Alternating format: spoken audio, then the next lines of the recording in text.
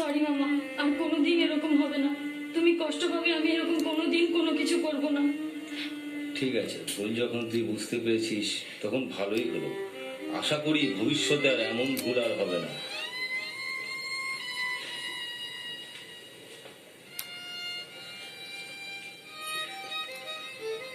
আসলে কি জানিস তো, তোর মামার তোকে নিয়ে অনেক স্বপ্ন। তুই বড় হবি, ভালো করে লেখাপড়া করবি, তারপর বিদেশ যাবি, বিদেশ থেকে পড়াশোনা শেষ করে আসবি, তোর মামা সুন্দর পাত্র তোর হয়ে দেবে।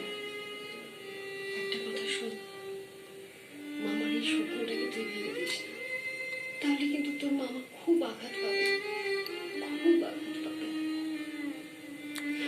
মা, তোমার আমি কথা দিচ্ছি মা, তুমি আর মামা কষ্ট পাও, আমি এরকম কাজ আর কোনোদিন করবো না।